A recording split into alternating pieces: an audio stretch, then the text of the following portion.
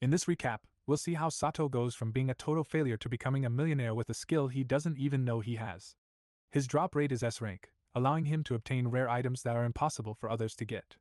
However, he is only level 1 and has the disadvantage of being completely unable to level up. He will have difficulties fighting monsters and will need to gather a team to help him. Will the disadvantage of being permanently level 1 be too much, or will Sato be able to make the most of his S rank drop rate? Stay until the end of the video to find out.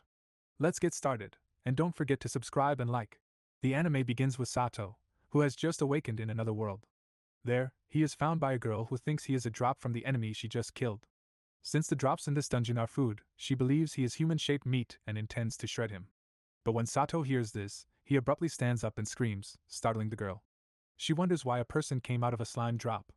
Sato asks her if she's crazy because he still doesn't know where he is or what's happening. She then confronts a slime to show him what she means. Initially, she gets hit, but then easily defeats it with a single blow from her hammer. Upon dying, the slime drops soybean sprouts. She explains they are in the first underground floor of a dungeon called Telulu, and slimes in this area always drop soybean sprouts. She considers it common sense, but obviously not for Sato. Sato asks if they are in Japan or on planet Earth, but she doesn't even know these words. After watching her kill slimes for a while, Sato asks why she doesn't face something else. She replies that on the first floor of this dungeon, there are only slimes, and she's still too weak to go down to the next floor. However, she might be able to do it if she levels up. Sato asks if levels exist in this world, and she takes him to see a device called the Now board. When she places her hand on the device, her attributes are displayed. She is level 3, her maximum level is 40, and her strongest attribute is her health points. To Sato, this seems very similar to a video game, but there's also a second page with drop attributes. The higher the rank, the more material is obtained from killing enemies. Her best drop rate is in plants, which is why she collects soybean sprouts in Telulu. Sato is curious about his attributes, so he places his hand on the Now board and is disappointed to see that all his attributes are at the lowest rank. Since his maximum level is 1, he has no possibility of leveling up or improving his attributes. Flipping to the next page, the girl tells him that his drop attributes are also very sad, as he's below F in the alphabet. But Sato remembers that in his world S is better than A, so he decides to give it a try. He looks around for a weapon but finds nothing. The girl lends him her hammer, but it's so heavy that it almost breaks his arm. She apologizes and gives him a more suitable weapon for his strength, a sharpened bamboo cane. Now armed with the cane, he can face the slimes, and after missing a few blows, he finally manages to pierce the slime with the lance. As expected, upon dying, it drops soybean sprouts, but the amount is very high. She says she has been in Telula for 2 years and has never seen anyone get that amount. Taking advantage of the amount obtained, she prepares food for both of them. After the first bite, Sato begins to cry. She gets scared, thinking the food tastes bad, but Sato talks to her about his previous life. He doesn't remember the last time he ate delicious food with another person.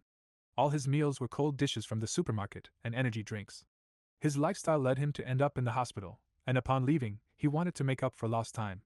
This led him to work excessively until he fell asleep and woke up inside a slime.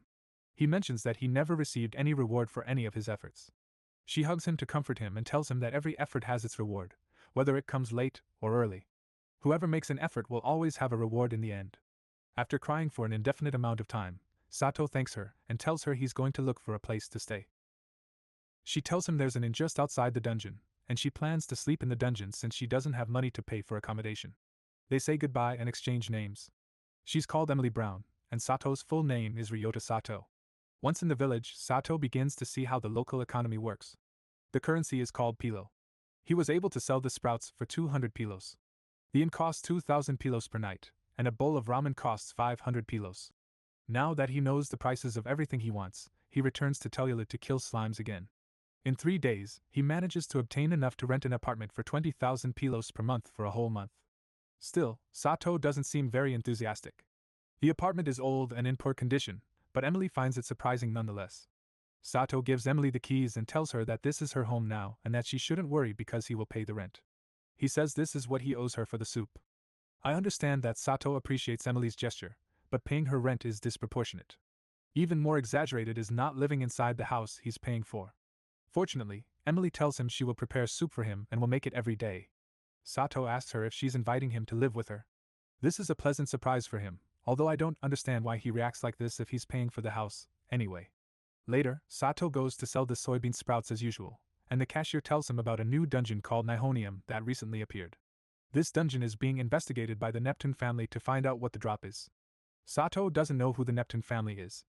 The cashier finds it strange that Sato doesn't know them and explains that they are the most powerful organization in all of Secro. He apologizes for holding up the line and says it's better to leave. But since this is an average quality ice guy and there can't be a woman who doesn't fall in love with the protagonist, she invites him to have a drink for no apparent reason. By the way, Sato rejects her, telling her he can't today. It's already night, and Sato returns home without knowing what to say since he hasn't had someone waiting for him at home for a long time. Fortunately, Emily gives him a warm welcome. Besides, the apartment is unrecognizable. She left it like new. That's not all, she also prepared a warm towel and tea. He asks her if she knows anything about the Nihonium dungeon. Emily says that according to rumors, there's no drop in the dungeon, and it's totally useless. Sato decides to go investigate. The place is empty, confirming that there are no drops. Suddenly, a skeleton attacks him, breaking a pillar behind Sato. He tries to defend himself with his bamboo lance, but it's useless. Luckily, this time, the rock pillar behind the skeleton falls, allowing him to finish it off. To his surprise, despite the rumors, there's a drop, a seed that disappears when he tries to grab it. At that moment, a voice is heard saying that Sato's health points increased by 1 point. Upon returning to a now board, he confirms that indeed his health points have risen and are now at rank C, even though he remains at level 1. Sato and Emily begin to investigate and manage to discover several things. Skeletons don't drop seeds if Emily defeats them. If Sato defeats them, she still can't pick up the seeds.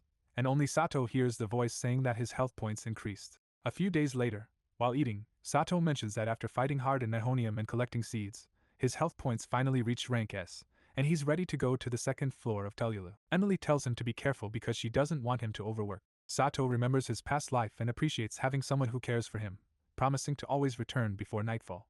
On the second floor of Tellulu, a slime hits Sato, but since his health points are rank S, it doesn't hurt him at all. Upon killing it, it drops a carrot, which is the drop for slimes on the second floor of Tellulu. Suddenly, a rabbit girl appears behind him.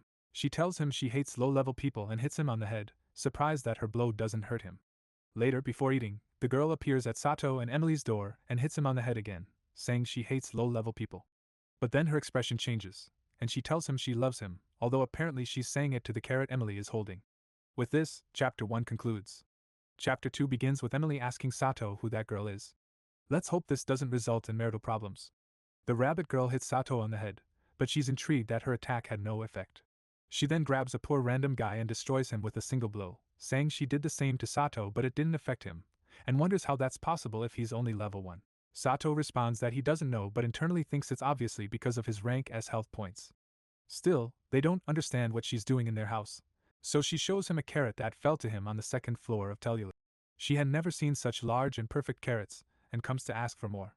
Sato isn't convinced to let her in, but Emily invites her to eat. The next scene is Emily cooking, but you're on an anime channel, not a cooking channel, so next. In the next scene, the three of them are eating, and the rabbit girl treats Emily like a goddess for her cooking skills. She leaves, saying she'll come back another day, while Emily and Sato talk about how they used to eat alone and both appreciate each other's company. The next day, on the second underground floor of Nihonium, the dungeon that only serves Sato because of his rank S drop rate, Sato is talking to himself, saying he needs to be stronger to protect his happy new life. Suddenly, a zombie appears. Sato reacts quickly, piercing the zombie with his lance, but it seems to be a stronger enemy than the previous ones, and the lance breaks. Still, the zombie isn't strong enough to harm Sato. The problem is that fighting a zombie made of rotten flesh is quite disgusting. After some hits, Sato manages to defeat the zombie. The skeletons on the first floor of Nihonium gave health points, and Sato wonders what he'll get on the second floor. Upon picking up the seed dropped by the zombie, the same voice as before is heard, but this time it says his strength increased by 1 point. The rabbit girl sees him and approaches to hit him, asking what that drop was. Sato prefers not to tell her anything, worried about what response to give her.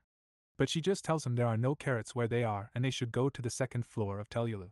Sato tells her he'll go in a while and asks her to wait for him at the market. She accepts happily, and Sato continues to gather strength points, but this is not shown in the anime. In the next scene, Sato is carrying carrots. He internally notes that now that his strength has increased from F to D, it's much easier for him to kill the slimes, and thanks to that, he obtained more carrots. As he approaches the rabbit girl, everyone murmurs that he's crazy and she's going to kill him. Urza approaches him, concerned, asking if they are friends. Sato tells her he rather considers her a pet. This surprises everyone present.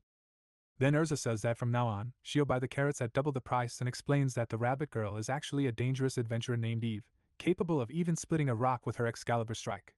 They say that if you don't give her a carrot, or if you give her one but it's of poor quality, she'll knock you out with a single blow. That's why she wants to buy carrots from Sato. If it's known that they are to Eve's liking, adventurers will buy them to avoid being attacked by her if they encounter her. Additionally, only Sato can get those carrots thanks to his rank S drop rate. Thanks to the situation, Sato managed to sell the carrots for 15,000 pilos, which amounts to 450,000 pilos per month. Despite having just eaten, Eve continues to insist on more carrots. So, she tries to hit him again, but this time Sato stops her, telling her he promised Emily he'd arrive before dark. This surprises the adventurers again.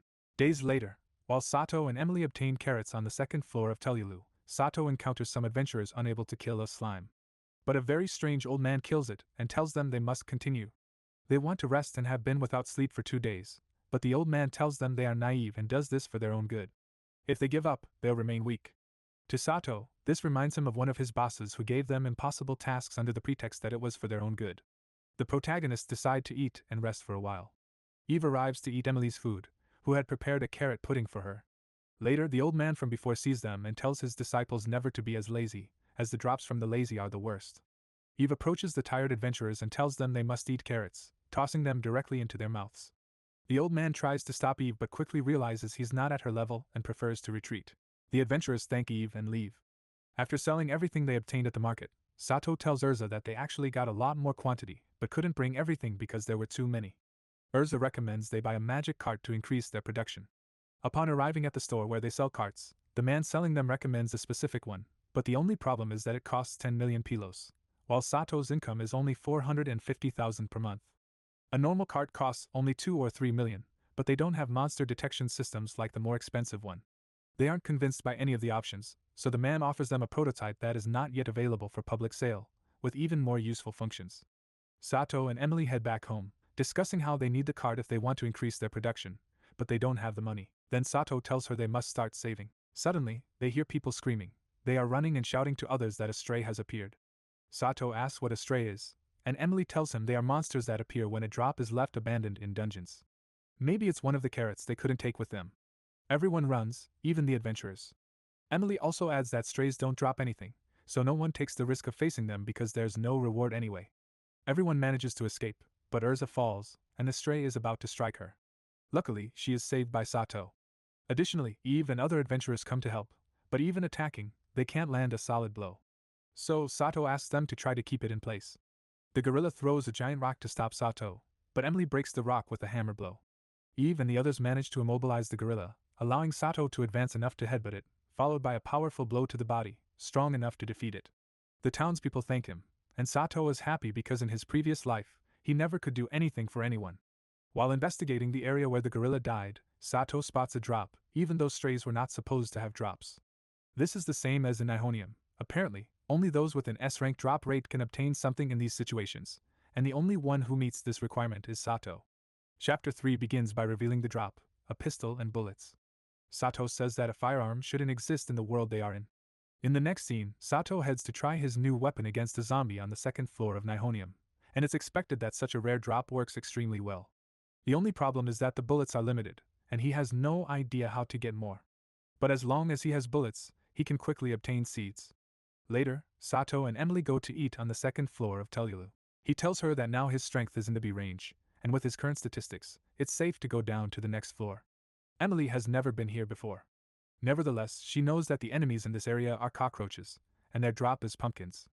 However, the presence of cockroaches is not pleasant for Sato, much less for Emily. She seems like a completely different person. Fortunately, this is useful for killing as many cockroaches as possible and getting a lot of pumpkins. After all this, they go to the village to sell the pumpkins, but there's a problem. Some of the pumpkins they left on the ground for themselves were partially devoured. Emily suspects they must have been cockroaches, so she smashes the pumpkins with a hammer. Unfortunately, her suspicions were correct, and she goes completely crazy. Sato tries to kill the cockroaches to calm Emily down, but he runs out of bullets, leaving him no choice but to kill them with his hands, even though it's disgusting, all while yelling at the cockroaches to give Emily back. After finishing with all the insects, Sato realizes they dropped bullets. Later, when they go to sell the pumpkins, Urza explains that if you leave a drop where there are no people, monsters will appear around it, just like the gorilla did before. Sato realizes this is something he can take advantage of, forcing the appearance of strays by leaving the drops alone, then killing them and getting bullets. As he thinks about this, Urza invites him to dinner at a local place, but he just thanks her and leaves, immediately leaving a carrot on the ground and waiting for monsters to appear. Out of context, I feel like this scene is a bit funny, a guy behind a tree looking at a carrot, waiting for something to happen. Suddenly, it seems like a stray is about to appear, but it's Eve. She doesn't plan on giving back the carrot, and Sato had to make 9 more attempts. Finally, on the 10th try, a slime appears, which Sato shoots immediately. Its drop is a bunch of bullets, so by doing this, he can obtain infinite ammunition. Again, supposedly, strays don't have drops, and this only works for Sato or for someone else apart from him with an S-rank drop rate. Chapter 4 begins with Sato attempting the same strategy with the monsters from Nihonium, curious about the type of drop he could obtain. However, there's an issue. Although his health points cannot increase further as they're already at the maximum, the seeds still vanish as soon as he grabs them, and he's unable to transport them out of the dungeon to generate strays. He tries kicking a skeleton out of the dungeon, but to no avail. Later, Urza explains that monsters vanish if they leave the dungeon. Seizing the moment, she remarks on the charming contrast between Sato's considerable adventuring talent and his lack of knowledge about many basic things known to most adventurers. Sato once again ignores her, thanking her as usual. She insults him as he departs. It seems an idea has struck him. The plan now is to quickly get the monster out of the dungeon and shoot it just before it disappears. According to Sato, if he kills it outside the dungeon, it should count as a stray. Suddenly, he hears the same voice as when his health or strength points increase, but this voice tells him he obtained freezing bullets. Sato decides to try them immediately, and the result is impressive, managing to freeze an entire large tree. With this, Sato has new ideas and tries to freeze a slime so that Emily can hit it. According to him, it's a frequent combination in video games and works in this world too. Still, Sato clarifies to Emily that those bullets are very difficult to obtain, so they should only use them in case of emergency. On their way back, they encounter 2 people arguing. In summary, it's a merchant whose cargo fell, ordering an adventurer to retrieve it. However, she refuses because besides being very difficult, the drops in the cargo could turn into strays, which is dangerous. According to the woman with violet hair, the cargo carries drops from strong monsters, and the strays would be very dangerous. So, it's best to burn it with magic as soon as possible. But the merchant says that inside there's a perfume that costs a fortune, and he invested a lot of money hiring adventurers to gather all that cargo. The old man tries to hit her but only ends up hitting the rocks. It seems the merchant has some power, but he's actually possessed by a monster called Femini, which has no body of its own and needs to possess others. Sato manages to free the merchant from possession with just a few bullets, and the woman with violet hair plans to sacrifice herself to gain time for Sato and Emily to go quickly to the city to gather an army. She also says that being the hired escort, this accident is her responsibility. This reminds Sato of a moment from his past life, where a coworker makes a mistake and to fix it, he'll have to work even without sleeping to fix that mistake on time. Sato offers to help, but his coworker doesn't accept it. This time, he won't allow the same thing to happen and loads his gun with freezing bullets to shoot at the cargo, freezing all the monsters there so Emily can destroy them all with a single hammer blow. The woman with violet hair thanks them, as she was saved from what could have been a big problem. Since Emily was the one who killed all those frozen monsters, her level increased a lot. Now she's level 20, and her strongest attribute is strength, which reached rank A. And here ends Chapter 3. Chapter 4 begins with Sato and Emily exploring the 4th floor of Telulu. The monsters in the area are bats, but a different monster appears among them. Emily identifies it as a rare monster. It tries to escape, but Sato freezes it and finishes it off with a shot. Its drop is a completely different item from the usual vegetable drops they're used to seeing. Sato decides to give it to Emily, and she blushes, telling him she'll cherish it. Everything seems very nice, but Sato informs her that she'll also multiply her earnings now. She asks what he means, and he explains that the usual voice told him it's a necklace that doubles drops. Now, Emily feels embarrassed and tells him he should have said so earlier. However, upon trying out the double drops from the necklace, she can't help but rejoice. By the way, those things are bamboo shoots. Later, as usual, Sato goes to sell what they obtained. A green-haired woman asks if she can try one of those bamboo shoots. Sato says it's fine as long as it's just one. She cuts it into several pieces and upon trying it, she says even when raw, it's very delicious. So delicious that she starts crying and desperately asks Sato if she can buy them. He hesitates because Urza is present, but she sees no problem with it. The green-haired woman gives him 20,000 pilos for the shoots and leaves. Urza tells Sato that the woman is someone very important, a gastronome named Eric Meshi, and all foods approved by her are highly valued among gourmets. Urza sees this as an opportunity and asks Sato if he'd like to sign an exclusivity contract, where he can only sell bamboo shoots to Urza, and she will resell them as a branded product. Sato thinks it's a good idea and accepts the deal. The next day, Sato returns to the 2nd floor of Nihonium, aiming to reach rank S in strength. There he encounters a blonde girl accompanied by her servants killing monsters. One of them approaches Sato, telling him not to interfere because the princess is working. He explains that they discovered that Nihonium does have drops. The monsters drop air, and since the princess collects it herself, it sells for a high price. Upon returning home, Sato asks Emily if they should buy a magic cart or move out of the house. She responds that the cart is a better option, as if they use it to earn more money, they'll soon save up for a new house. She also says she's happy living in that small house.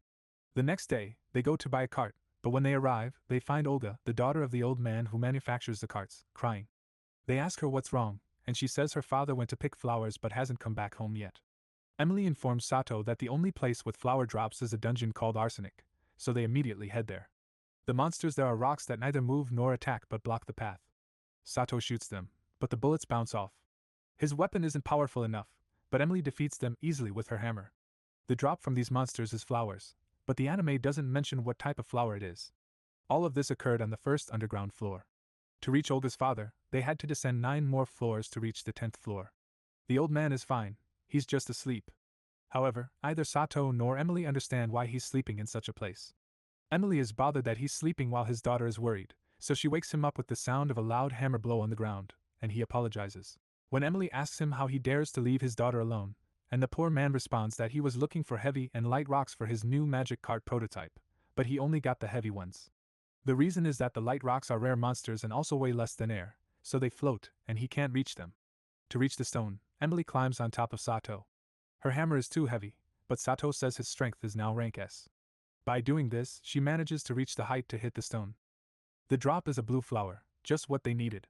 Sato asks how he plans to use a flower on a cart, but the man tells him the flower is just to create a stray, but they must catch it quickly because the stone is lighter than air and they are outside. The old man fails to catch the stone, but Sato shoots it with a freezing bullet. They shouldn't kill the stone to obtain another drop, what they need is the stone itself. With this, Orton's most modern magic cart is finished, and he tells Sato and Emily they can take it. They don't want to accept such an expensive gift, but Orton tells them that not only could he make the magic cart thanks to them, but they also defended the city, and this is the reward they deserve. Now with the cart in their possession, they can collect many more drops than before. While Emily prepares dinner, Sato goes to sell the drops. However, there's a man causing a scene because he claims he brought enough to sell to get 10,000 pilos, and wasn't paid accordingly. Urza insists there's no mistake and the price is 8,400 pilos, but the man refuses to understand, saying the price is wrong. No one dares to stop him, and he's crazy enough to try to hit Urza, but when he throws a punch, Sato freezes his arm with his freezing bullets, and tells him to stop since Urza never lies about prices. To prove it, he takes out all the bamboo shoots collected. So Sato places what the big guy was going to sell, and as expected, the cart shows the same price Urza said, 8,400 pilos. Even this isn't enough. The random guy tells Sato that he's only there to cover up a scam, and after thawing his arm by flexing his muscles, he throws a punch, which Sato blocks with such ridiculous ease that the background music in the anime lowers its volume, only to knock him out effortlessly with a slap. The next scene is an endless moment of modesty and gratitude between Urza and Sato, nothing worth mentioning until Urza suddenly gets up from her chair and kisses Sato on the mouth. After not reacting for a few seconds, his face turns completely red, and he asks Urza why she did that. She tells him it wasn't a kiss from a merchant of items, but a kiss from Urza herself. She asks him not to forget that and goes to continue with her work, while Sato remains sitting on the floor. As usual, Sato and Emily return to collect bamboo shoots. Before, they would get 20,000 pilos per trip, but now that they have the magic cart, they get 200,000 pilos per trip. Both celebrate that with their current earnings, they'll be able to buy a house. Once back home, while packing their things in boxes for the move, they both agree it's a shame to say goodbye to this house. Sato proposes to Emily to keep renting their current house so they can come back even after moving. Emily says this would be very expensive, but Sato convinces her by saying it's for moments like these that they earn so much money in the dungeons. Chapter 5 begins with Emily cooking in the new house, thinking about how much she likes her new life. Meanwhile, Sato kills mummies on the first floor of Nihonium. The skeletons gave him life points, the zombies strength, and the mummy gave him a speed point. Out of nowhere, another mummy attacks him, and Sato easily splits it in half with a kick, while killing the previous mummy with bullets was harder. He realizes then that he should take advantage of his S-rank strength. Some indefinite time later, while Sato is sitting, a strange guy with red hair calls Sato by his name and sits with him, accompanied by 2 women, which makes Sato a little envious. The guy doesn't even introduce himself, but the girls address him as Neptune. Their intention is to challenge Sato to an arm wrestling duel. Sato has never been so willing to humiliate someone before and accepts the challenge. They both feel each other's strength, but in the end, Sato is stronger and wins, surprising everyone around him because the guy he beat is from the Neptune family, the most powerful organization in Secro, as Urza mentioned in previous chapters. Neptune wants a rematch, but Sato refuses to avoid attracting more attention. This infuriates Neptune, and he tries to hit Sato. Sato throws another punch, and their fists collide. Being stronger, Sato sends Neptune flying backward, surprising him with his strength. This time, Neptune offers him to join his family. The scene is not shown in the anime, but Sato rejects it. Emily asks him why he rejected such an important offer, and he replies that he simply isn't interested in belonging to any group and that he's happier living with her. The next day in Nihonium, Sato meets the princess and her servants who are selling air, the drop of monsters in Nihonium for those who don't have S-rank drop rates. People don't believe the drops of air are collected by the princess, so they invented the Pandora boxes. They serve to automatically collect drops and also show the face of whoever obtained them. The elite scammer gives Sato some Pandora boxes and tells him to tell everyone about them, a great act of kindness and marketing. Sato doesn't think he needs the boxes, but he comes up with an idea. Since they automatically absorb drops, he can take the seeds outside in large quantities. Remember that these seeds cannot be picked up since they are automatically absorbed, but now he can take them outside to generate many strays and get many special freezing bullets. But that's not all. Now he can pick up the seeds from the second floor, which is deeper, and thus obtain the seeds from the mummies and zombies. By becoming strays, they generate another type of special bullets, different from those dropped by skeletons. The voice that only Sato hears tells him that he got fire bullets from the zombie, but it doesn't show what it says about the white bullets obtained from the mummy. Emily warns Sato that a magical storm is approaching, so he goes to Urza for information. She explains that a magical storm renders anyone within its reach unable to use magic. While she provides more details, an adventurer enters seeking help because his companion, Rosa, got trapped in a dungeon called Silicon. According to Urza, they have just arrived in Secro and learned about the magical storm late. No adventurer dares to assist them. Suddenly, Neptune appears and explains that in Silicon, monsters are only affected by magical attacks, so only mages go there. However, at the moment, they have no power.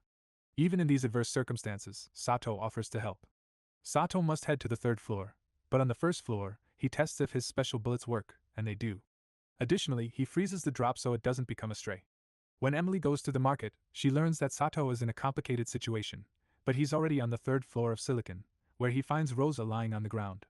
When he goes to help her, a monster approaches, but Sato no longer has bullets to fight them. However, at least Emily and Eve are going to his aid, although Eve only goes because Sato is the only one who gets the carrots she likes. Emily says she wants to save Sato because he reminds her of her mother. This is a rather strange form of friend zone. Emily recounts that her mother always helped those in need, in addition to lecturing them and sharing with them. She was a strong and kind woman, but one day, a dragon appeared in the dungeon where they were. She managed to defeat it but not without receiving considerable damage. Emily tried to save her, but while taking her back home, her mother died. According to Emily, Sato is just like her mother, helping so many people, and she won't let anything bad happen to him. While they are heading to help him, Sato is escaping while carrying Rosa. At least he tries to use his normal bullets, but as mentioned before, physical attacks don't work against the monsters of Silicon. Luckily, Emily and Eve arrive in time and also create an army of strays using the seeds that Sato saved. This allows him to get special bullets and kill the monsters. They all manage to escape, and outside, Rosa's companion is waiting for them. However, she is very injured, and despite knowing healing magic, he cannot heal her due to the magical storm. But Sato tells him not to worry and shoots one of his white bullets. He explains that these are healing bullets. The mage thanks them and leaves, carrying Rosa back home, and thus Chapter 5 ends. Chapter 6 begins with Sato asking Urza to evaluate his new drop, watermelons, but Eric appears, who has more authority for this kind of thing. Seeing that the watermelons will be a success just like the bamboo shoots, Urza asks Sato for an exclusive contract. He agrees and says he's happy to have another reliable source of income. Urza remembers to warn Sato about something. Watermelons are obtained on the 5th floor of Telulu, but from the 6th floor onward, a license is required. If he doesn't get one, she will be prohibited from buying drops obtained beyond the 6th floor since the danger increases every 5 levels. There are also licenses for beyond the 10th floor and beyond the 15th floor. Sato goes to the place to obtain the license to go to the 6th floor in the future. There, a man asks him about his achievements, and following Urza's advice, he replies that he regularly brings watermelons from the 5th floor of Telulu. The answer works, and the man tells them to follow him. When they arrive at a place where they will be tested, he places a melon on a platform and tells them that it was obtained on the 6th floor of Telulu and will be turned into a stray. He also warns them to prepare because it's much worse since the danger increases every 5 floors. When the test begins, Emily says it's a steel slime. Sato tries hitting it, but even his S-rank strength isn't enough. In his next attempt, he loads a fire and an ice bullet. The fire one does nothing, but after hitting it with the ice bullet, a weak blow manages to shatter the monster into pieces. Sato explains that the sudden change in temperature made the metal brittle. The examiner says that was incredible and approves him. After this, Sato tells Emily that he needs to ask her a favor, and the scene changes. A few days later, Sato bought tuna for 1.5 million pilos. Emily doesn't understand why, but Sato has a plan, and the first step is to turn the tuna into a stray. This stray is a gorilla very similar to the one that destroyed the city. Emily is terrified, but Sato's strategy of freezing the gorilla to climb and then shoot works the first time. The drop is another gun, and he says that this will be very useful for combining special bullets quickly. Emily tells him not to become a villain, but Sato responds that he will behave well as long as she is nearby. Upon returning to the city of Secro, in the market area, Sato finds Urza somewhat discouraged. It turns out that a guy named Adalbert took over the 6th floor of the Silicon Dungeon, the only place where rice can be obtained, and demands that they buy the rice at a higher price. This would imply that Urza sells that rice much more expensively to her customers. As always, Sato goes to solve problems, but he encounters Neptune, who is there to destroy Adalbert. However, Sato has a more peaceful solution, and Neptune agrees. In the dungeon, he encounters Adalbert, and when Sato pulls out his guns, the guy calls all his allies. Sato fires 2 healing bullets, and somehow this leaves them asleep. Later, Sato explains to Neptune that combining 2 healing bullets creates a sedative bullet, and there are other combinations. At the end, the guys were expelled from the place. It is not known what consequences they will face. A man who was there witnessed Sato's feat and calls him to talk to him about something. He introduces himself as Clint Gray, head of dungeons at Secro. Basically, he wants to ask Sato for a favor. In summary, Secro has a neighboring city called Hetero. Vegetable drops belong to Secro, and meat drops belong to Hetero. A dungeon appeared with drops half meat and half vegetables, so they are going to compete to see which city keeps the dungeon.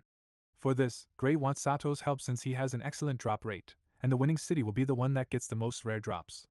If he manages to win, all the drops Sato obtains will be tax-free, and therefore he will earn more money. Sato accepts the deal.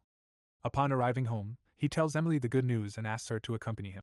At first, she doesn't think she will be of use, but she finally accepts. While traveling to the dungeon, they both leave a drawing on the ground to encourage those who go through an exhausting journey like theirs. When it gets dark, they prepare to camp, and Emily leaves everything perfect as always. That place looks nicer than my house. She also prepared delicious food, and the only thing missing is burning the trash. Emily says that in the city, other people take care of that work, but here they must do it themselves, otherwise, the trash will become a stray, and the strays from the trash are much stronger. This makes Sato curious about the drop, so they go to test what happens. The stray that comes out of the trash is a Frankenstein. Emily hits it with her hammer, but it doesn't work. Sato shoots a fire bullet at it, but it doesn't hurt it either. Finally, Sato tries to shoot 2 fire bullets at once, and when they combine, it creates much stronger flames than before, enough to defeat Frankenstein. The next day they go to test what the drop is. Frankenstein's bullet is green, the slime dodges, but the bullet bends in the air chasing the slime. Now Sato has tracking bullets, and Emily is scared that he is getting more dangerous weapons each time. That same day they arrive at the Sealand dungeon. There are people from both cities and they are accumulating a lot of trash, and only a girl mage is taking care of burning it. The girl looks very tired and Sato says that they have to stop her from overdoing it. She tells them that she cannot rest now, but they shouldn't worry anyway. Seconds after saying this, she tries to cast a fire spell but fails and collapses from exhaustion, thus ending Chapter 6. Chapter 7 begins with the girl getting up again despite Sato's warnings. He shoots her with 2 healing bullets which, when combined, become a sedative bullet, putting the girl to sleep. A few hours later the girl wakes up. She is worried because it is already very late, and the trash begins to turn into strays. But Sato easily defeats them with his combined fire bullets, surprising the girl and obtaining many tracking bullets. Emily tells her that she should rest, but she thinks maybe hunger woke her up and invites her to eat. After tasting the first bite, she sheds a tear. Emily says that Sato did the same and that they both resemble each other since they demand too much of themselves. Emily also asks her name and the girl introduces herself as Celeste. They continue talking, but Celeste needs to rest and falls asleep. The next day, after eating and resting, she becomes able to burn all the trash easily, almost effortlessly. A while later, while they stroll through the market, they are drawn to a stand selling jewelry. The most expensive ring costs 1 million pilos, and it catches Emily's attention. She says they look very beautiful, but they are too expensive for her.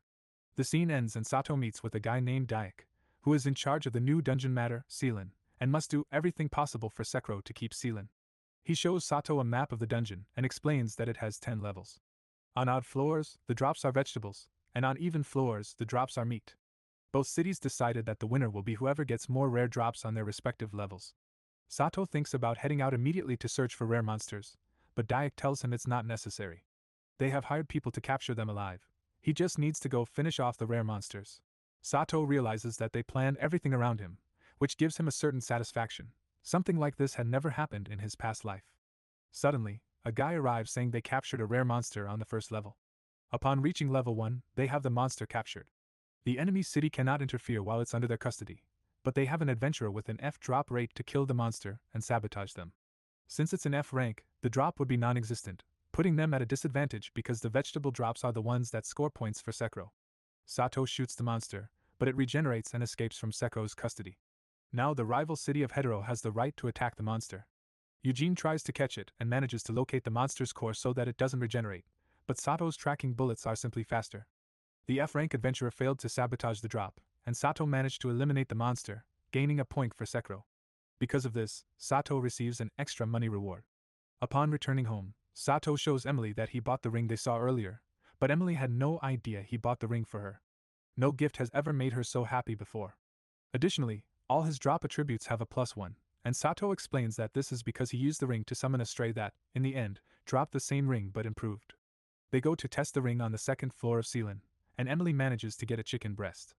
Normally she wouldn't have obtained anything since her animal drop rate is F, meaning she can't get anything.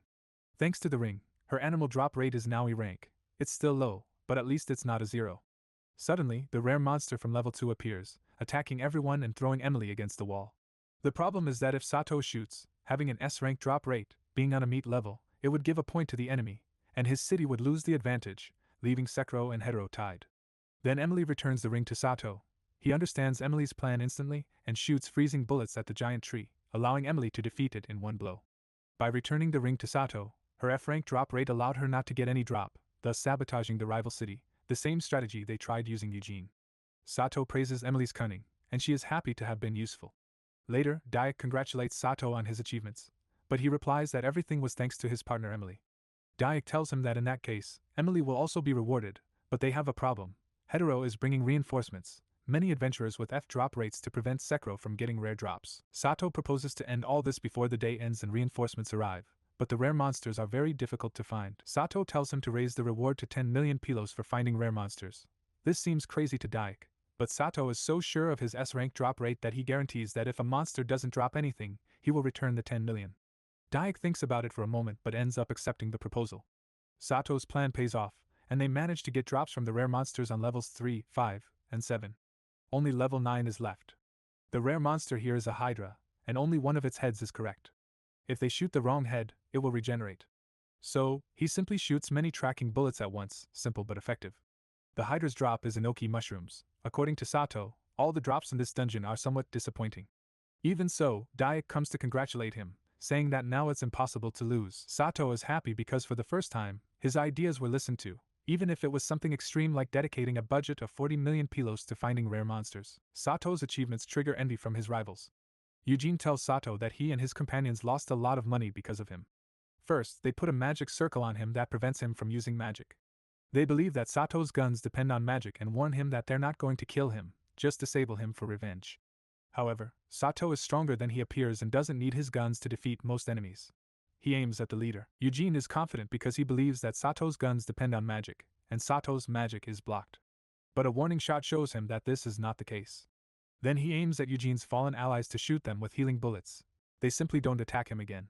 Moreover, he could have killed them, but instead, he heals them, and that's how Chapter 7 ends. Chapter 8 begins with Celeste burning trash, but as always, she faints. Sato prevents her from getting hurt, and then shoots her with a healing bullet. Upon recovering, she realizes that Sato is too close and pushes him away. She says her heart is beating very fast, and she feels hot, so she starts hitting her head several times. This helps her calm down. Sato asks her why she always uses such a powerful spell even if there's little trash. She responds that she simply doesn't know how to use another spell. This spell is called Inferno and is level 3. It consumes a lot of mana, so she always ends up fainting. To avoid this, Sato helps her with his fire bullets. But shortly after, much more trash arrives. Celeste explains that this is because the Dungeon Master appeared, a very powerful monster that appears every few months, making it impossible for anyone to enter the dungeon. This causes people to eat nervously, resulting in a lot of trash. Sato takes care of the trash so Celeste can rest. They convince her by telling her that they will surely form a team to defeat the Dungeon Master. However, the next day, they are still facing the same problem. Even more trash arrives, and to make Celeste not feel bad, Sato goes to check how much longer it will take to gather a team and defeat the Dungeon Master. When he arrives where they discuss all these matters, Sato meets Neptune, who is hired by Secro, but they can't go to defeat the Dungeon Master because they have an agreement with Hetero where both cities must choose a team. The problem is that Hetero is not going to choose a team because it's not convenient for them. One of Neptune's girls explains that if they let the Dungeon Master roam for too long, the dungeon's ecology can change, and so can the drops. This could cause vegetable levels to become meat drop levels, thus giving victory to Hetero due to a legal technicality. Sato asks if going on their own without representing Secro would be legal. Dakedo tells him that there would be no problem with that, but he can't allow it because the Dungeon Master is too dangerous, and there's also a rule that states that to face a Dungeon Master, there must be at least 3 adventurers with A-rank statistics. Sato tells Neptune that then the 2 of them could go, but Neptune can't because he's already been hired by Secro. Sato goes alone to seek help, but no one is willing to take the risk. Luckily, Emily assumes that Sato will go on his own, and without him asking for anything, she offers to accompany him. Sato tells her that they can't go alone, but then Celeste appears, saying that she's going too. Sato says that then who will take care of burning the trash, but she already has someone to take care of that, Eugene and his group. Sato tells Celeste that to enter, she needs at least one of her stats to be A rank. Then she shows him on the now board that her intelligence and spirit are A rank, thus fulfilling all the necessary requirements. Upon entering Ceylon, Sato notices that there are no monsters. Emily explains that as long as the Dungeon Master is alive, no monsters will appear, and consequently, it's impossible to obtain drops. Suddenly, the Dungeon Master appears from the ground. Its appearance is that of a black horse with horns. Emily is the first to try to attack it, but a magic shield blocks the attack and throws Emily backward, leaving her completely defenseless. Sato shoots, and his bullets also do nothing. Celeste uses her Inferno spell, and Sato shoots his combined bullets. This allows them to break the barrier, allowing Emily to land a heavy blow. But the barrier quickly regenerates. Sato wants to repeat the same strategy, and once again, they manage to hit the Dungeon Master. But the barrier regenerates, and when Emily tries to attack it, her enemy shows a new ability, a magic circle that reduces all attributes by 2, weakening Emily, but she still manages to deliver a strong hammer blow that breaks the magic barrier of the Dungeon Master. However, Celeste has barely any mana left due to the attribute reduction. Even so, after a motivational speech from Sato, the power of the script arrives to give Celeste mana points that allow her to cast Inferno once more. Now the Dungeon Master is completely unprotected, and Emily throws her hammer to Sato. He catches it, and this time, they finally manage to defeat it by breaking one of its horns. Celeste ends up exhausted from forcing herself to use a spell even without mana, but she has no damage and is happy to have been useful. Sato gives her the drop they just obtained. Celeste says she can't accept something so valuable, but Sato and Emily insist that she deserves it. Upon grabbing the drop, a voice tells her that this item allows her to use level 1 magic without limitations. She used to only be able to use level 3 magic, which spends a lot of mana, but now, in addition to that, she can use very basic magic that won't spend any mana at all, thus avoiding getting tired. Upon returning from the battle and telling Dakedo the news, he can't believe they defeated the Dungeon Master. Dakedo thanks them and rushes off to call adventurers to check if the dungeon's ecology has changed. The next day, Celeste was burning trash effortlessly with the power of the Dungeon Master's drop. Sato approaches to talk to her and confirms that the dungeon's ecology didn't change, and now Ceylon belongs to Secro. Neither of them wants to say goodbye, and they both propose at the same time to return to Secro together. Seeing that they agree, Sato says they just need to ask Emily if she agrees, but she was listening to them and happily agrees, and that's how Chapter 8 ends. Chapter 9 begins with Eve eating carrots, but the ones Sato gave her ran out, and she wishes he would return soon because the ones she gets herself aren't as good. Meanwhile, Sato has already returned to Secro, and as he walks, he encounters Urza. She feels intimidated that he's with such an attractive girl by his side. Everyone notices that Urza is acting strangely, and Sato asks what's wrong. Urza miserably fails to pretend that nothing is happening and says she needs help with something called the Harvest Festival, then she runs off. None of them know what the Harvest Festival is, so Celeste goes out to gather information. In summary, the drops obtained are displayed, placed in an arena to become strays, and then killed. It's basically an exhibition of drops and the monsters from which those drops come. Celeste asks what they are doing now, and Sato explains that he headed to floor 3 of Nihonium to raise his speed to S rank, and since he had extra time, he also went to floor 4. According to him, he had some trouble with the monsters here, but he was still able to defeat them. He left the seeds found in the box. Celeste thinks it's a bad idea due to the danger, and when the strays appear, she's afraid. Emily tells her not to worry and that Sato has everything under control. Besides, he always intentionally spawns strays, and these stray monsters drop binding bullets. Celeste had no idea that strays were capable of dropping items. Sato tells her that for now, he prefers to keep his unique ability a secret. Celeste asks why he's telling her if it's a secret, and he tells her that she's now part of his group, so he can trust her with his secrets. Suddenly, their conversation is interrupted by explosions in Secro. When they go to see what's happening, a guy tells them that a rare drop turned into a stray. As they get closer, they see a coconut with a crown and immediately attack it. Celeste's fire attacks don't seem to work, and the coconut is so strong that it even bends Emily's hammer. Sato tries to push it, but barely manages to move it, so he throws it into the air. After loading his gun with 3 binding bullets, he shoots, immobilizing it. This allows him to shoot his combined fire and ice bullets, eliminating the coconut. Emily isn't hurt, but she's sad because her hammer was destroyed. Sato tells her not to worry because he'll buy her the best hammer there is, but Emily doesn't want Sato to spend money, so she tries to straighten the bent handle of her hammer. Instead, she only manages to break it. By the way, the drop from the coconut was a bag for storing things, but everyone seems to ignore it. Eve is asking people near the disaster if it was Sato who defeated the monster, and when they confirm it, she becomes happy because she'll be able to have carrots again. The next day, a weapons merchant named Smith goes to Sato's house and tells them that he heard Emily's hammer broke while they were fighting a stray and comes to offer them a new hammer. Since Sato and his group are famous for their exploits in Sealand, giving a hammer to one of the members is a perfect advertising opportunity for him. Emily accepts, and the merchant tells her that if she wants any special features in the hammer, she can ask for them. Some time later, Sato goes to Nihonium as usual, where the guy selling airboxes says that business isn't going well.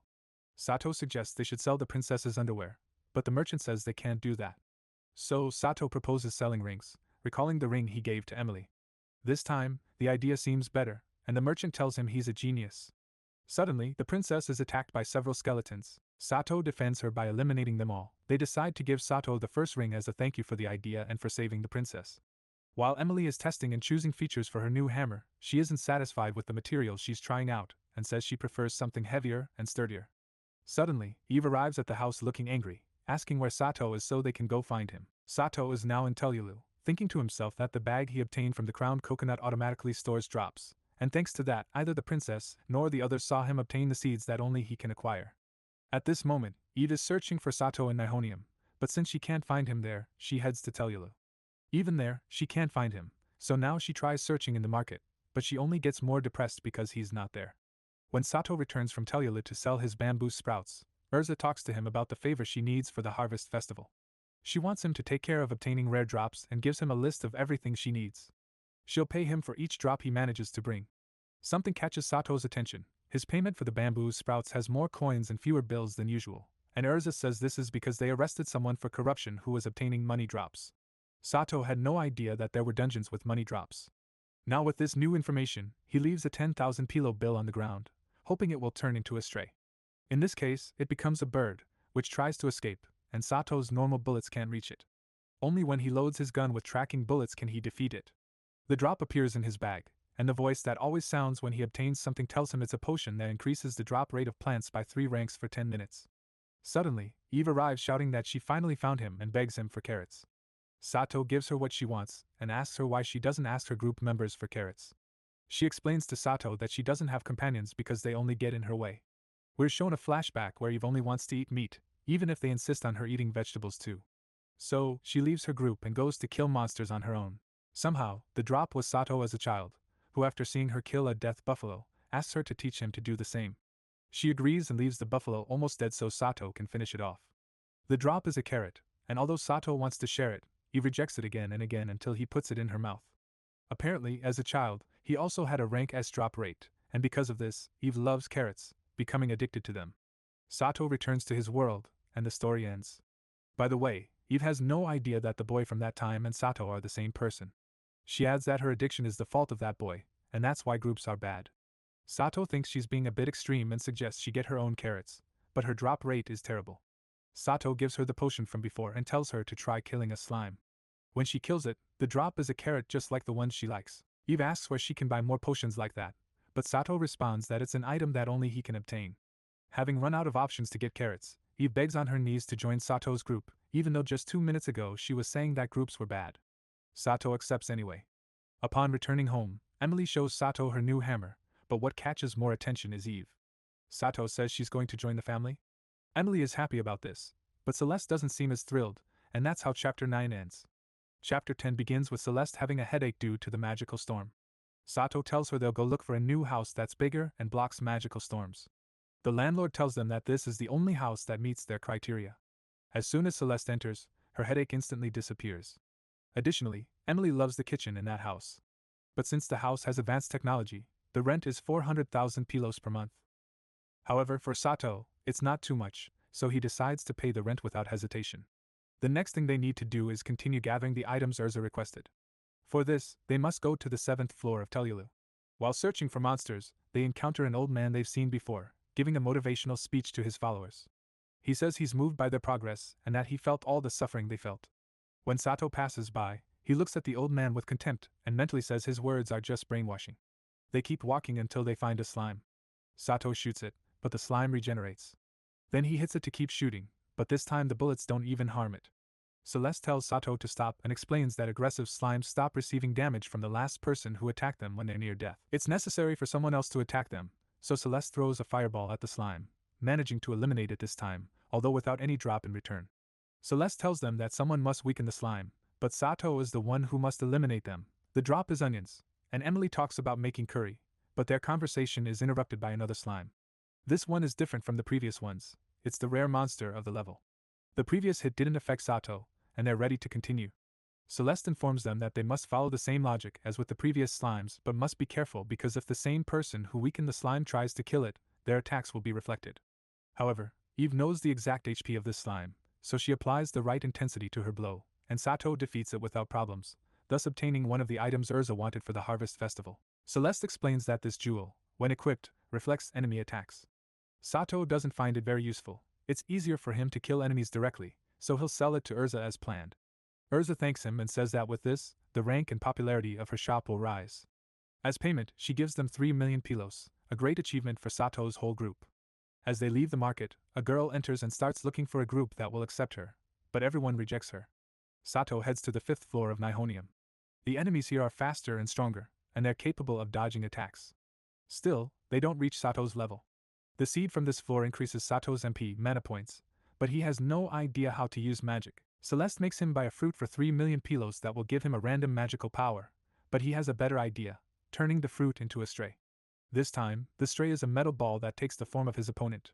There's little he can do with blows, and normal bullets don't seem to affect it. For some reason, when Sato throws it into the air and shoots it in the abdomen, the bullet affects it, and he manages to defeat it. Celeste thinks the drop is the same, but after reviewing it carefully, the fruit has 2 symbols instead of 1. This is because when eaten, it grants 2 random spells instead of just 1. The first is Cutting Wind, which Celeste explains is a level 1 wind elemental spell. The second spell is a bit more unusual. When Sato casts the spell called Reservation, nothing seems to happen. But when Emily defeats the enemy, even if she has a pretty bad drop rate, the drop is very good. Basically, Sato's drop rates apply to whoever defeats the monster. It's not very useful, but his team can level up since they won't need Sato to defeat the monsters. Later, while Sato and Urza are talking, they see the girl who was previously looking for a group being accepted by the old man that Sato dislikes enough to intervene. To help Sato, Urza approaches the girl and congratulates her, saying that she's going to join the most famous group in the city. Faced with this situation, the old man has no choice but to leave. To make it official, Sato asks the girl if she wants to join his group, and she enthusiastically responds yes, introducing herself as Alice. Sato sees that Alice's maximum level is 2 and she doesn't have anything remarkable. Still, he decides to level her up to 2 in Nihonium. Upon entering Nihonium, she says that the air there brings back memories because she was born in a dungeon. Additionally, she's able to sense the presence of monsters and know their location. Sato finds it incredible that she can know where the monsters are. He uses a binding bullet to immobilize them so Alice can level up safely. Then they go outside to confirm that she has reached level 2, but she wants to go back into Nihonium. Alice says that a skeleton is calling her. Sato listens to her, and upon encountering the skeleton, it tells Alice that she must defeat it, although only she hears it. Sato uses a binding bullet, and after Alice hits it with a rock, it lights up and then becomes small, turning into a pet. The pet isn't very strong, but for now, it can fight against slimes on the 1st floor of Telulu. After defeating the slime, the skeleton returns to being small, but another slime appears and tells Alice that she must defeat it. The slime tears off the skeleton's head, but it grabs its own head and uses it to defeat the slime in one blow. Now the slime also becomes Alice's pet. Upon returning home, Celeste scares the pets. She only wants to pet them, but she seems a bit obsessed, enough for the pets to be afraid. And that's how Chapter 10 ends. Chapter 11 begins with Sato and Emily at the Harvest Festival. Emily is interested in an ornament, and Sato buys it for her even if she doesn't want to spend money. Emily decides to hang the new ornament on her hammer, hoping it won't break. Later, they meet Alice, and she tells them that the festival has a very strange booth. In that place, a man tells them that in a dungeon called Alkyl, there are mice that give a lot of experience points when defeated. If they leave one of the boxes outside, a stray mouse will appear. They decide to buy a box and go far to try it out. When the mouse appears, Sato shoots a binding bullet and uses his reservation spell so that even if Emily kills it, his drop rates are applied. When the mouse dies, it drops a purple bullet, and apparently, Emily managed to level up. Immediately, Sato goes to test the new bullet he obtained, but when he shoots, only a magic circle appears that does nothing. This raises suspicion that perhaps the gun is broken. However, when he tries again with a normal bullet, the shot is much more powerful than before. This means that the purple bullet is a booster bullet that makes the following shots even stronger than normal. Sato and his group return to the festival, but they start hearing noises, and upon investigating, they find a stray about to attack a girl.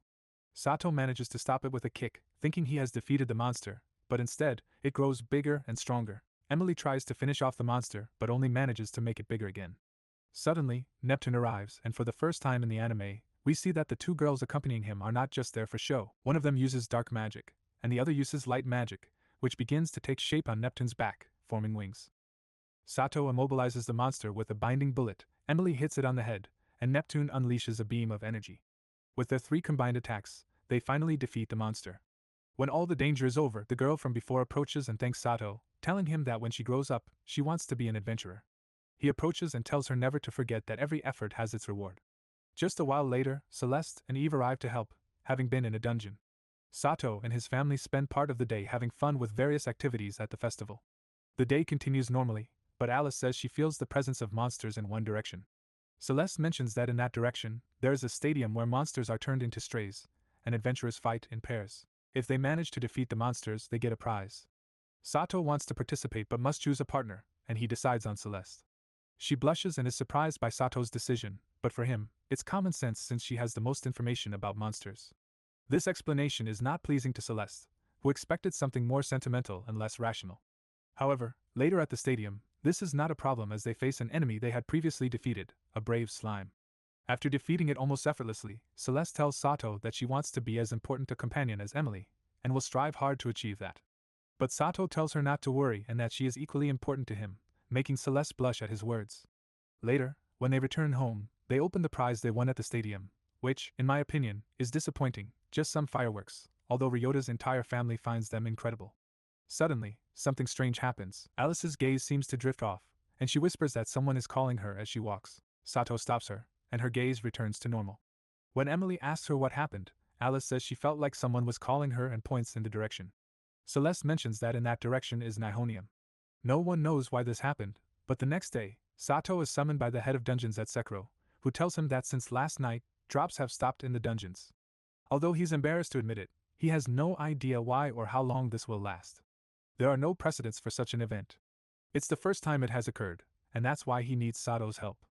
Sato begins to investigate on the second floor of Telulu, where slimes used to drop carrots. But now, they drop nothing. As usual, Eve asks Sato for carrots. He thinks it's impossible to obtain anything under these circumstances. To his surprise, he can still obtain drops. This reminds him of Nihonium, where only he can get drops. Moreover, Nihonium is in the same direction Alice pointed the last night when she said someone was calling her. Everything starts to make sense. Sato decides to investigate Nihonium. On the upper floors, there's nothing. But as he goes deeper to the fourth floor, he encounters a woman. Sato concludes she must be the dungeon master of Nihonium. He asks her if she's the cause of the lack of drops throughout Secro. After these words, he shoots, but his bullets pass through the dungeon master's body without harming her, as if she were a ghost. However, when she counterattacks, she can harm Sato. And that's where Chapter 11 ends. Chapter 12 begins with Sato battling the dungeon master of Nihonium. Special fire and ice bullets don't work either, they just pass through her ghostly body without inflicting any damage, and Sato is attacked again.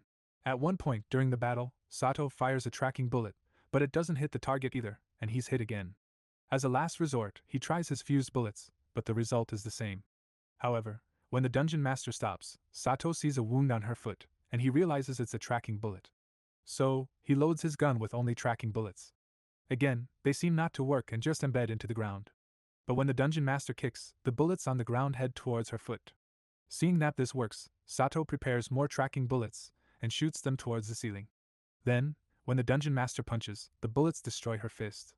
Sato realizes that every time she attacks, the body part she uses becomes tangible and vulnerable. Now out of tracking bullets, Sato relies on normal bullets, just needing to shoot before receiving the attack. Moreover, his enemy is weaker now, and with just a punch and a headbutt, he puts the dungeon master on her knees and finishes her off with a shot to the head. Sato doesn't come out unscathed, and after his victory, he falls to the ground. We don't know how much time has passed, but Sato wakes up to Emily's voice. He can barely move and asks Emily to load a healing bullet. She puts some soybean sprouts on his leg to show him that thanks to him, the drops have returned, saving all of Secro. Emily cries because she doesn't want Sato to take so many risks, even if it's to save others. But he says he didn't think about saving the city and just came running to Nihonium without realizing it. When their conversation ends, Sato notices a ring on the ground, the dungeon master's drop. Upon leaving the dungeon, they meet the rest of Sato's family. Celeste tells him not to face danger alone and to allow them to help. Sometime later, on the first floor of Nihonium, Sato decides to try the dungeon master's drop. Now, when he kills enemies, he obtains crystals, but we don't know what they're for. As usual, he meets the princess in Nihonium. Her servants tell her that Sato's idea of the rings won't work because they'd have to fight dragons, which are too powerful. Despite being level 94, and her maximum level being 99, her stats haven't improved. In fact, all her stats are F. Sato decides to give one of the crystals to the princess, and it makes her level up. It turns out that the ring allows crystallizing experience to give it to others and make them level up. This time, the princess's stats have increased, and everything works as it's supposed to. Sato then asks for the princess's hand and gives her more crystals. This results in another level up, and all her stats rise by one more rank. Sato says the princess is a late bloomer, meaning it takes her longer to improve, but she ends up being much more powerful than most. He affirms that when she reaches level 99, all her stats will be rank A. The princess thanks him and asks if he remembers when she asked him to accept the first ring. Well, she says she also wants Sato to accept all the first things she does. We all know what she means, but Sato says he doesn't deserve so much generosity and also has things to do, thus bidding farewell to the princess. As always, Sato is creative and has good ideas. To help his entire group level up, he buys all the carrots and soy sprouts in the city with the aim of turning them into strays. He explains how the ring works to everyone. Both Alice and Eve are already at the maximum level, leaving only Celeste and Emily. Eve is reluctant to touch the carrots, but Emily convinces her by promising that Sato will give her even tastier carrots if she's patient. The execution of the plan begins. While Sato kills the slimes, which drop normal bullets when turned into strays, he ensures that his bullets never run out, and the drops automatically go into his special bag. Meanwhile, Emily and Celeste collect crystals to level up. By the end of the day, both Emily and Celeste have reached their maximum level. Some of their stats are now rank A, but their drop rates are pitiful. As they walk through the city, everyone admires Sato and the members of his family, not just as a group but also individually for their capabilities. Emily is recognized for her mighty hammer and strength, Celeste for being an attractive mage successful in her research, Alice for commanding monsters, and Eve for now being the tamed killer rabbit that once terrorized adventurers. The final chapter continues with Sato taking his team to get licensed. The scene is brief, but basically, Emily and Celeste obtain a license similar to the one Sato got by defeating a steel slime. Sato wants to see how much money each member of his family can generate per day. He gives them potions to boost their drop rates, and they each go to different areas of their choice. The only rule is that they must not work overtime, regardless of results.